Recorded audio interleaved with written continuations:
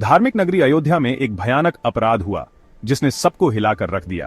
1 फरवरी 2025 की सुबह शहर के बाहरी इलाके में एक नहर में एक युवती का शव पानी में तैरता हुआ मिला। इस घटना ने स्थानीय लोगों को डरा दिया, जिन्होंने पहले कभी ऐसी क्रूरता नहीं देखी थी। पीड़िता एक 22 साल की दलित महिला कई दिनों से लापता थी। पुलिस को जो मंजर दिखा वो बहुत ही भयानक था। युवती के शरीर पर कई चोटें थीं, जो बता रही थीं कि उसने हमलावरों से बचने की बहुत कोशिश की थी।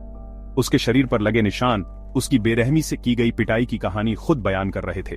खबर आग की तरह फैल गई और पूरे शहर में मातम का माहौल बन गया। लोगों में डर और गुस्सा था कि उनके बीच ऐसा घिनौना काम कैसे हो सकता है।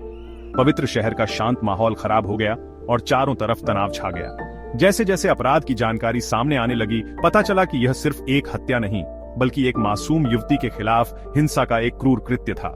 पुलिस ने तुरंत जांच शुरू कर दी, अपराधियों को सजा दिलाने और दुखी परिवार और सदमे में डूबे समुदाय को सांत्वना देने के लिए। पीड़िता एक होनहार युवती अयोध्या के पास एक गांव में रहने वाले एक गरीब दलित परिवार से थी। उसका परिवार उसे एक दयालु और मेहनती लड़की बताता है जो एक बेहतर भविष्य का सपना देखती थी। उसने हाल ही में अपनी पढ़ाई पूरी की थी और नौकरी पाकर अपने परिवार का सहारा बनना चाहती थी। उसकी असामयिक मृत्यु ने उनके जीवन में एक बड़ा खालीपन छोड़ दिया और उन्हें गहरे दुख में डाल दिया। जांच के दौरान पुलिस को पीड़िता के ही गांव के 3 आदमी मिले, जिनकी पहचान इस मामले के मुख्य संदिग्धों के रूप में हुई।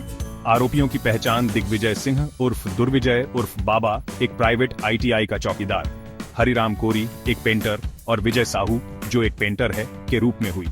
तीनों आदमी पीड़िता को जानते थे, जिससे इस भयानक अपराध में और भी दुहक जुड़ गया। गिरफ्तारियों से गांव में हड़कंप मच गया, क्योंकि समुदाय को इस जघन्य कृत्य को आरोपियों के जाने पहचाने चेहरों से जोड़ने में मुश्किल हो रही थी। पीड़िता का परिवार, जो अभी भी सदमे से उबर नहीं पाया है, ने जल्द से जल्द न्याय और अपराधियों को कड़ी से कड़ी सजा देने की मांग की। उन्होंने अपनी बेटी के लिए लड़ने की कसम खाई, यह सुनिश्चित करते हुए कि उसकी दुखद मौत व्यर्थ न जाए। जैसे जैसे जांच आगे बढ़ी, अपराध का एक भयानक घटनाक्रम सामने आने लगा, जिसे गवाहों के बयानों, फोरेंसिक सबूतों और आरोपियों के कबूलनामे से जोड़ा गया।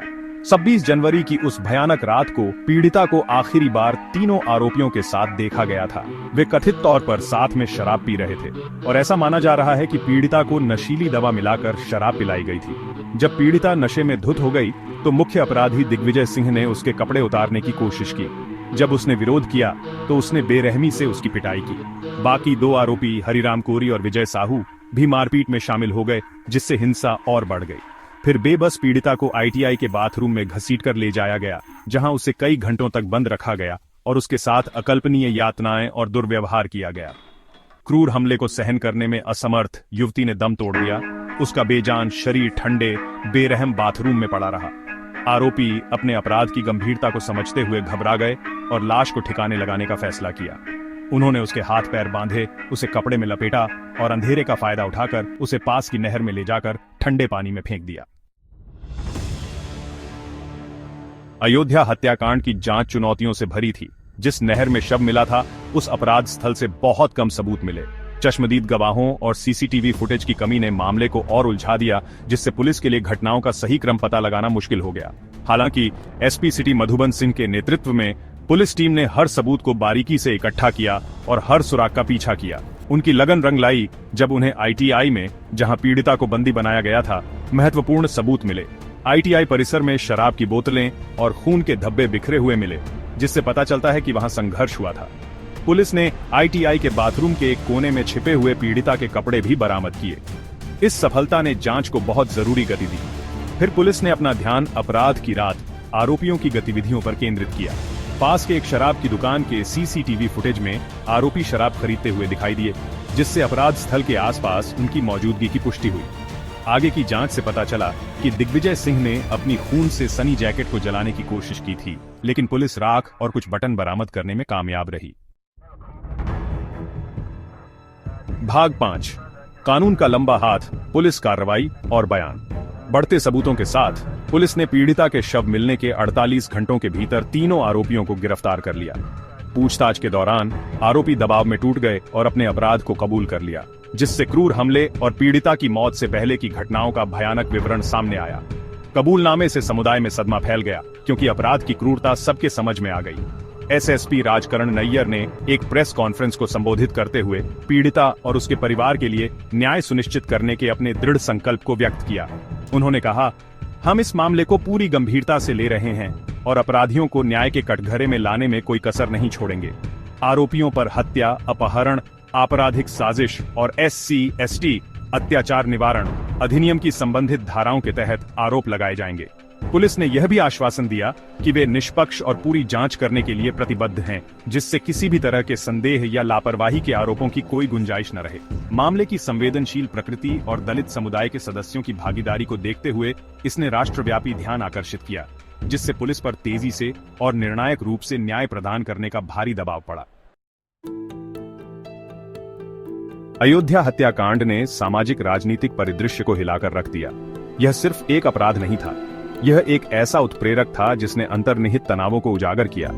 राजनेताओं ने जल्दी से पक्ष लिया, हर कोई जनता की राय को प्रभावित करने की कोशिश कर रहा था। मीडिया ने भी एक महत्वपूर्ण भूमिका निभाई, कई बार स्थिति को बदतर बना दिया। समुदाय बंट गए और इसके दूरगामी प्रभाव पड़े।